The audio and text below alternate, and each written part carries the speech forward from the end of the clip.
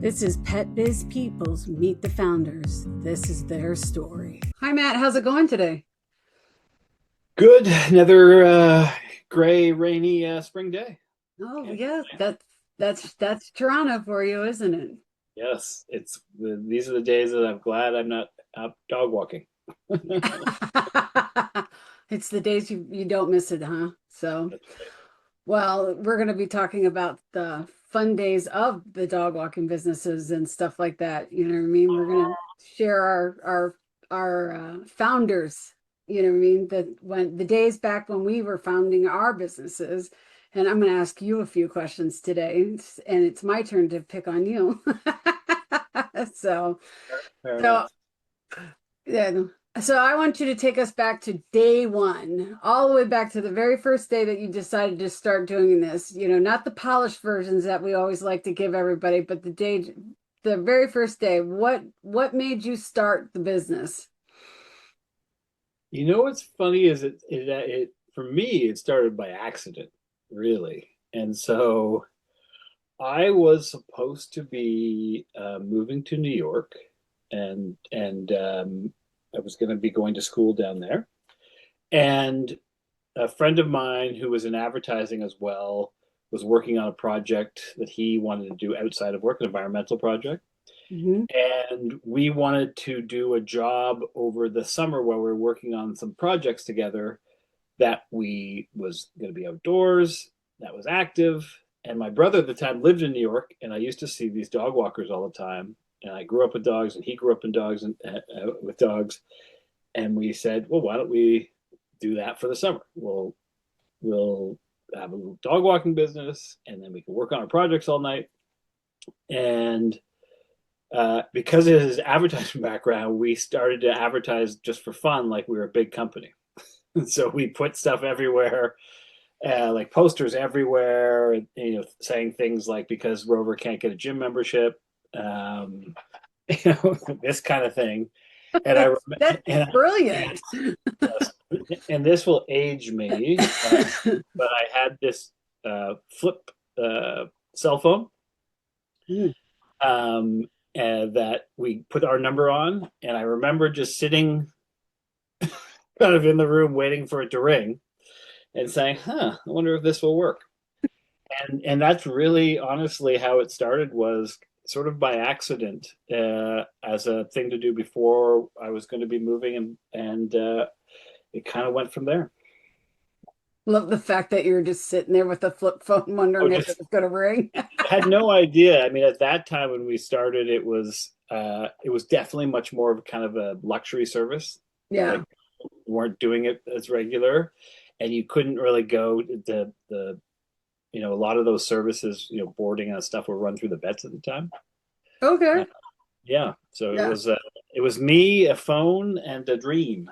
Your phone in a dream. I love it though. You know, instead of doing like two men in a truck and moving stuff, you just are like, we're gonna walk dogs because we couldn't get a gym membership. I love Well, that. we didn't want to. We didn't want to. This is. I was in my just out of the university, and I was. We didn't want to do like bar jobs or restaurant jobs because we wanted to be able to work at night on these other projects we were doing. Yeah. And yeah, and wanted to be active. And we both grew up with dogs, and we thought, hey, why not? And I saw it, and I go to New York all the time. You see the people with the 20 dogs walking down the street. I was like, oh, how Yeah, in hard New can? York they do that Yeah, too. yeah, yeah. You're like, how hard can that be? That's the last time I ever said that silliness. I always still, and I've been in the industry for 20 years. I always say, how did they pick up on the poop? I'm just curious. I just never, still don't wonder how they do it, but whatever. So, all right. So, question number two for you. What is the most embarrassing thing that you did in year one that you've never told anybody? I don't know if it's embarrassing, but I remember. Oh, we had some crazy client stories that were embarrassing. Right? We had I a could lot write of a book. I don't know that. That about might you. be yes. That might I might have to publish that in a few years once I'm out of business completely. Not embarrassing. I had one of those kind of moments where you just like, what am I doing? So we had like a little minivan, and so we would in where I am, you would pick up the, 5 or 6 dogs, then we would take them to a park. And this is before there was no off leash parks or anything. It was just you were in the park. And I remember we were driving, and we had a Great Dane who had obviously not a good stomach, and, and You should laugh. there was a really bad sound that came from the back of the van, and obviously you can use your imagination, but it went all over the leashes and the dogs and all of that. And we, got them all out and we cleaned them all, just, it was, I think it was like a day like today, gray and rainy. Got them back in the van, drove 10 feet down the road and heard the same sound again. Oh man, I should have taken a cough drop before Yeah, I and started laughing so much. I think me and my partner, business partner at the time, I think we both sat in silence for 5 minutes, going, "Is this really what we want to be doing?"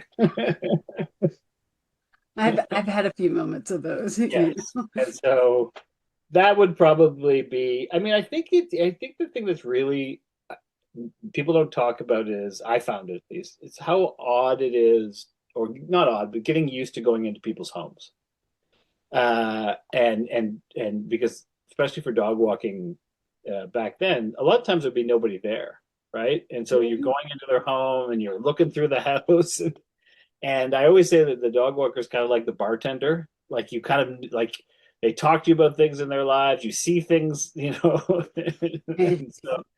Yeah. and so I think there's a lot of those, but that will be chapter 15 of my book. You can read all about it. Yeah. It'd be the last chapter, the ones that, the secrets that you're not supposed to share. That's right. That's right. Mhm. The affairs that you know about, Oh, things like that. Oh, yeah. I've seen a lot of. I will tell you this one quick story that you'll love.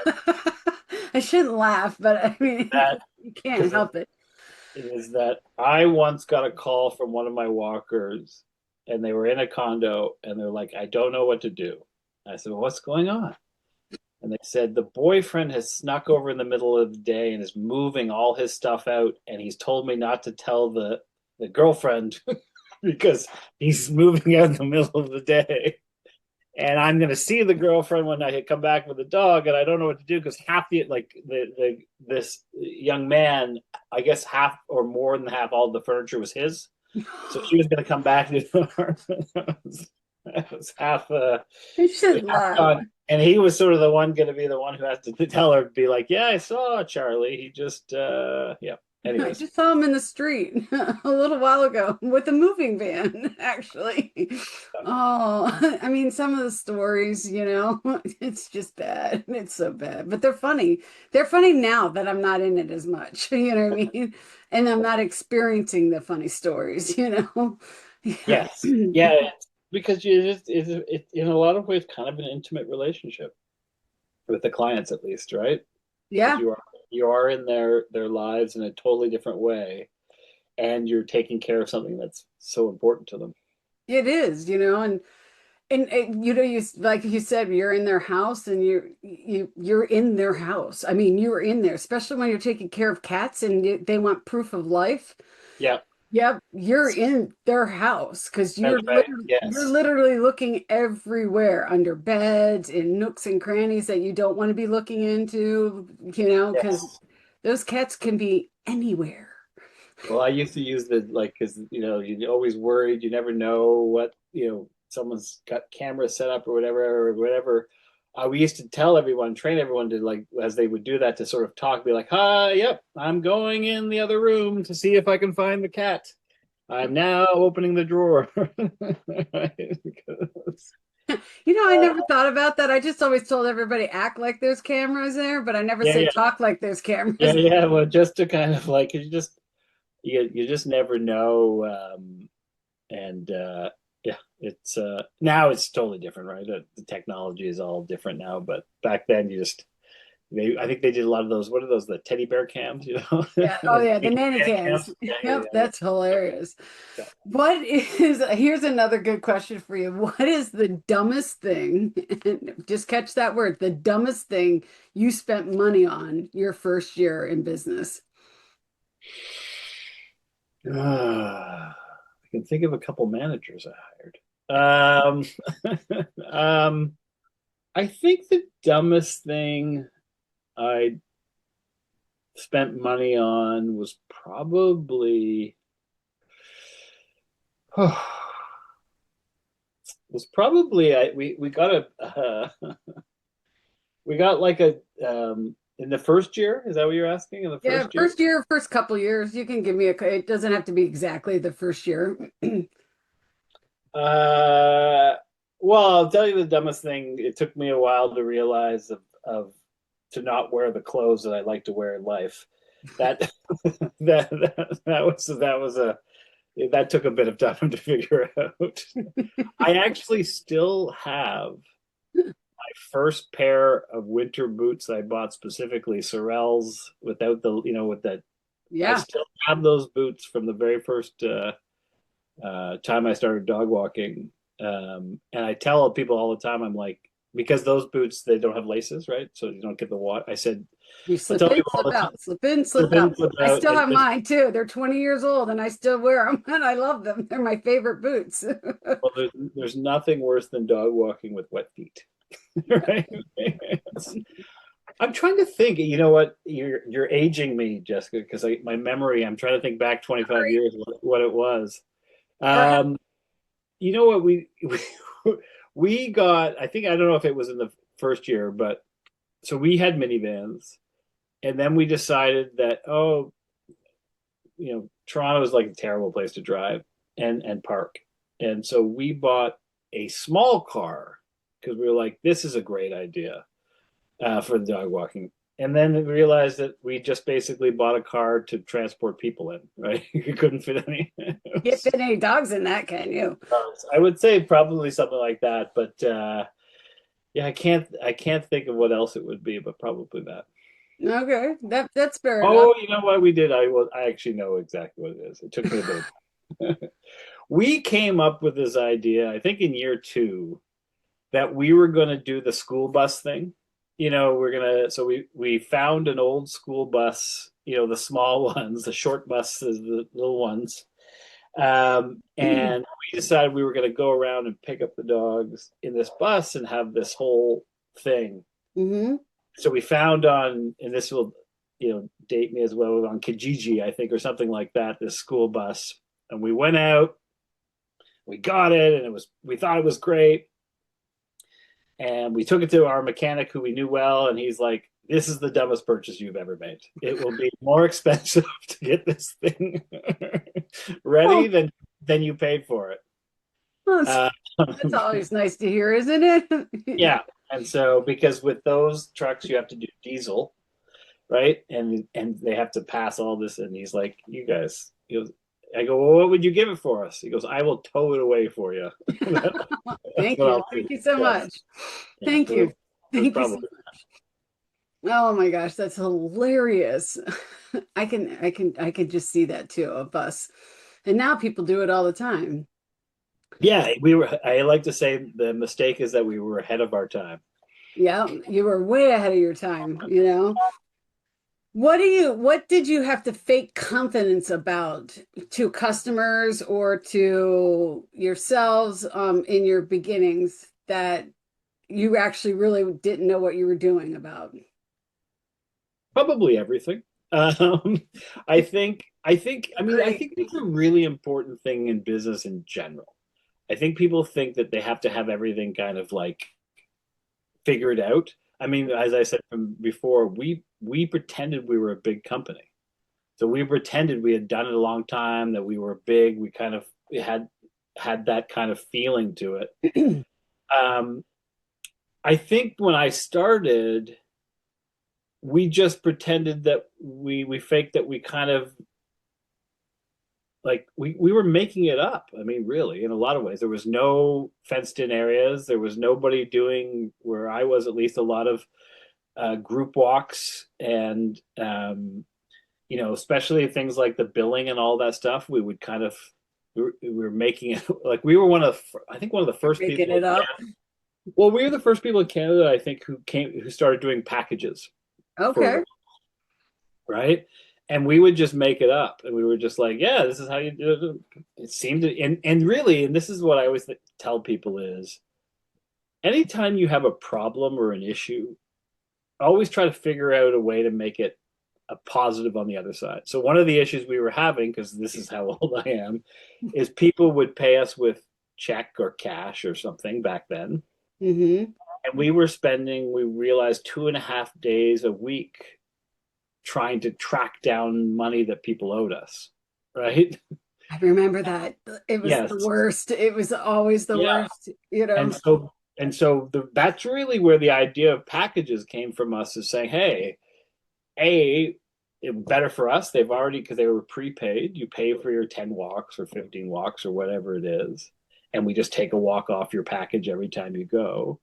But it was also good for the client. We weren't bothering them, right? They kind of paid and they were gone, and so we didn't really think about it really at the time as a truly business kind of savvy. It was really solving a problem that we had, which was, hey, we're spending all this time just like calling. You're calling about the check. Wasn't here again. You're now 4 weeks behind. You know, Keep doing uh, this. yeah, and so I would say a lot of that stuff is that we sort of just presented it like this is how it works, All and right, that's a I good. think it's important to do. Um, and I think it's the other part of it is I I I know you feel this way, Jessica. When we work with younger or people just getting in the business, Hmm. such a great time because you don't know anything, Yeah, right? So you try things, you do things that you would just now I would be like, oh my gosh, I would never. I would never But do that again, yes, ever. Not even if but you've asked me to. but I think you have to have that a bit as an entrepreneur or someone starting a business. It's important to know the things you should know, but also to have that kind of blind faith that you can kind of fake it till you make it. Yep. And I tell people that all the time. You hear us say it, fake it until you make it, you know. Yeah, It's 'cause, you yeah. know, they don't know. They don't know what they don't know, and it saves you a lot of times, you know. And I've talked to lots of really successful people in the industry, and same with you, and they'll tell you now that they still kind of feel like they're faking it, right? They're like going to be, figured out that they don't really know exactly what they're doing. I Yep. think that sort of was the imposter syndrome kind of is in all of us when you own your own business. Mm-hmm. Yep. Totally is. I totally agree with you there. All right, I got two more questions for you. So, um, when did you actually believe that this business was going to be something? Or did Uh, you think you were just, it Yesterday, wasn't going to work at all yesterday. Um, yesterday? what's funny is, like a lot of things in life, it comes from outside validation sometimes than inside validation. I think when we first started, I think people we knew and we were telling, they thought we were crazy, right? They're like, how is this possibly a business? Like they just couldn't understand it as a, they sort of saw it as the people much younger than me say it was like a side hustle, right? Like something to do. And I, so I think when I noticed people, when you start telling people what we did, and they would say, "Oh, wow, that's they would the acknowledgement that it could be a business from their perspective because they were seeing lots of people doing it." Or so I think it was probably around the second, third year when um, we were hiring people and starting to, what it is. I think, and I'm sure you've had this moment when you start thinking about it as a business from those kind of decisions. I think when we hired our first three people, I was like, okay, because it's also a decision that you have to make of saying, I'm committed to this, right? Like I'm going to really try to make a business out of this in a real way. And I think that's the really defined difference is it a job or is it a business? Mhm. Right. And I Yep. think knowing that's always the breaking point of that question is that when you're on your own or with one, it's a job. It might be a small, very small business, but it's a job until you kind of create it into it at the next level. And I think it was when we were hiring people, just the fear. I had not hired people for another business at that time, and just that kind of responsibility and thinking, oh wow, now I have people who Depend on. are depending on me for their money and getting clients and keeping the clients happy and you know, as everyone who's owned a business said, say, hey, you know, they're when you do those interviews, they're looking to make sure that it's a steady job instead of them taking another job. Yeah. For those that know me, they know I talk about my father all the time, Leroy. Leroy, to this day, still says to me, because I have a cat only business, which I know you're very fascinated about and just always are talking to me about my cat only business. My father, still to this day, mind you, will say to me, ask me if I can sleep right. And I always ask him, why, Dad? I sleep well at night. And he's like, because you're swindling people, honey. You're swindling people. Yes, So, I think that's true, and I think you know what's funny is, and you probably had this too, is that for some reason, you know, after COVID, because of all the people who got dogs, it was the first time in 25 years that everyone was like, "Wow, you're the dog business," because I need you now. that's right, that's right, that's Now right. they've understood. Oh, wait, I need you, because everybody got a dog or a cat during COVID. Everybody got some kind of animal, you Yes, know. this is And true. yes, they did. All right. Last question. What advice would you give somebody that's in their first year of business? Um, I think, and I just gave this advice actually the other day, is I asked the really most important question I ask people right out of the gate is, why do you want to own a business opposed to working for somebody else? Because you could go and get a job in this industry. There's people always looking for people doing what you're doing. Um, and and so understanding that for yourself is important. And B is doing the work on the things that you're not as comfortable with, meaning if it's the bookkeep, like getting your numbers set up properly, you know, talking to people about your business that, you know, you're not as comfortable with, like making sure you have, if you're going to hire a contract, like really knowing those things and giving yourself the respect that it is a business, that it's important to have those things set up. But it starts with that first question is like, why do you want to own your own business? You'd be surprised how often people can't answer that question. Well, I think a lot of times too, when people think that they want to own their own business, is because they think that they want to, but in reality, they're just doing it because they want to have a couple days off. But in reality, they don't Or they realize want that to have a job they can work with their dog, right? That's in reality, I they just signed up for like a lifetime of never having a day off. Yes, well, you'll appreciate this. I was working with someone who was in their first year, and and you know this from the VA service stuff. They didn't like dealing with the clients and the emails. They found it really hard. And I would say, how long do you normally take to get back to them? They say, well, within 24 hours, maybe more, but around that time. And I said, so you don't really like it? No, and I don't, yeah, blah, blah, blah. And I said, and that's what I said. I said, well, why then do you want to work for yourself? Like, why do you want to have a business? Because you should want to respond quicker. You should want to satisfy those clients because you can go and work for someone else. There's nothing wrong with that. And you don't have to deal with that. And I think if you don't have that kind of, if you don't like it, maybe it's not for you. And there's nothing wrong with that. Not everyone's built to run their own business. Right. Um, you can tell, like, you have to accept that you're going to go gray and you're, you're going to Yep. sleep less. Yeah.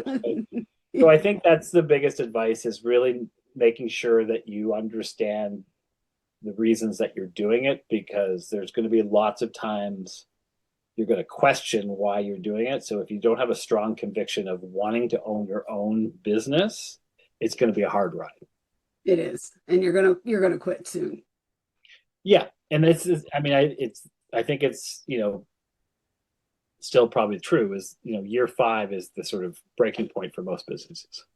Yeah, that's true. Very true. So, Well, thank you for answering those questions for us. Of I mean, course. I can't Yeah. wait to talk to you more about some questions. We're going to do this on a regular basis, we decided, because it's fun for us to share our knowledge with everybody. And we just think it's great for everybody to hear our stories. So that way you don't make the mistakes that we did. Yes, You know, I feel like we didn't really have it. We should have had like a horn. no, a drink theme based on what we were talking about. We could. I was like, oh, I'm just being Yeah. specific just because I kept laughing so hard. I Yes, was coughing. yes, yes, we can have, yeah. We But could do that no, next couple episodes. We can have a Manhattan or something. yes, yes. And I do think it's really important because I think a lot of people don't talk about how hard it is and the things and the mistakes that you make and that's all part of the journey. There's no Oh, perfect way to get there. it is hard. It's not an easy journey. You know what I mean? And you've got to have the right significant other. You have to have the right family supporting you. You have to have the right everything. And if you don't have that, it's going to be hard no matter what, you know. It's slightly nuts, you know. But are you like, what's, yes. It's a little crazy. I've done that. Yeah. I've been there. You know, you might get a divorce. You know, been there. You Yes. know, we can go down that avenue. So, oh my gosh. Yep. Well, until next time, we'll be doing this again, and we'll see you guys on the next episode. So, till then, we'll see you later. Bye. Thanks for listening to Pet Biz People. If you love this episode, like, subscribe, share it with a friend, and add to your playlist. Find us on Apple, Spotify, YouTube, and anywhere you love to listen. Want to be featured or ask a question? Email us at connect@petbizpeople.ca. And if you're ready to work together, book a call at petbizpeople.ca. We'd love to find the best fit for you. See you next time.